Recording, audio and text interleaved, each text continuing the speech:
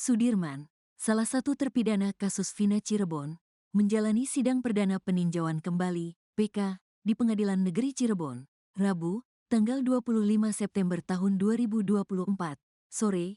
Sudirman hadir bersama tim kuasa hukumnya, yang sebagian besar juga menangani 6 terpidana lainnya dalam kasus serupa.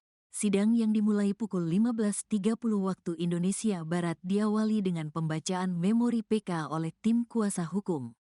Namun, 2 jam setelah sidang dimulai, terlihat Sudirman tidak nyaman saat duduk, sehingga sidang dihentikan sementara. Sudirman ini badannya ngilu, gak bisa duduk terlalu lama. Kalau sudah lebih dari 2 jam duduk, dia merasa sakit dan harus berbaring, ujar salah satu anggota tim kuasa hukumnya, Titin Prialianti, saat diwawancarai di sela-sela sidang, Rabu, tanggal 25 September tahun 2024. Menurut Titin, ketidaknyamanan Sudirman disebabkan oleh luka tembak peluru karet yang dialaminya saat berada di Polres Cirebon Kota pada tahun 2016, yang hingga kini masih terasa. Ada bekas peluru karet di punggung dekat tulang ekor, makanya dia sulit duduk lama, ucapnya. Selain itu, Sudirman juga mengalami patah di jari manis tangan kiri. Setelah sidang sempat diskors, Sudirman dipindahkan ke ruang tahanan sementara untuk beristirahat. Namun sidang tetap dilanjutkan tanpa kehadirannya hingga pukul 20 waktu Indonesia Barat. Sementara itu, anggota tim kuasa hukum lainnya, Jutek Bongso, mengonfirmasi bahwa agenda sidang telah berjalan sesuai rencana meski Sudirman tidak ikut hingga akhir. Agenda malam ini adalah pembacaan memori PK. Sidang akan dilanjutkan pada minggu depan, tanggal 2 Oktober tahun 2024, jelas Jutek.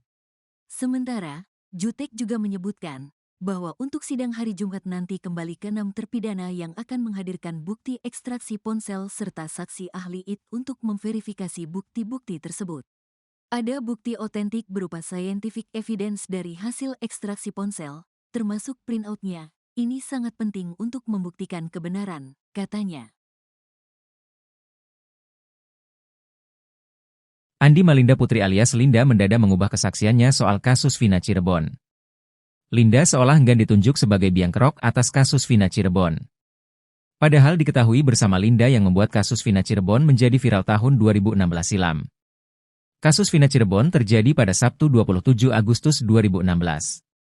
Polemik terjadi soal motif kasus Vina Cirebon 2016. Awalnya kasus Vina disebut sebagai pembunuhan hingga membuat 7 orang divonis penjara seumur hidup. Terpidana kasus Vina Cirebon diantaranya Eko Ramadhani, Eka Sandi, Hadi Saputra, Jaya, Supriyanto, Sudirman dan Eivaldi alias Ucil. Sedangkan satu terpidana, Saka Tatal sudah dibebaskan. Kedelapan orang ini divonis bersalah membunuh Eki dan Vina Cirebon. Motif pembunuhan senada dengan isi rekaman suara Linda yang konon saat itu kesurupan arwah Vina. Linda awalnya bercerita ke Deddy Mulyadi bahwa ia kesurupan di hari ketiga setelah Eki dan Vina tewas. Keterangan ini senada dengan kakak Vina, Marliana saat diwawancara. Marliana bercerita mendatangi rumah Linda pukul 1 waktu Indonesia Barat. Rekaman suara Linda kesurupan Vina kemudian diserahkan ke polisi oleh Marliana. Marliana menerangkan ia memberi bukti rekaman Linda kerasukan pukul 1 waktu Indonesia Barat. Tapi kini Linda justru mengubah ceritanya. Seolah tak mau ditunjuk jadi biang kerok, Linda mengaku kerasukan 1 minggu pasca Eki dan Vina tewas. Linda menekankan tak mau disalahkan atas kasus Vina Cirebon. Linda mengatakan cerita ini merupakan hasil konfrontasi dengan keluarganya.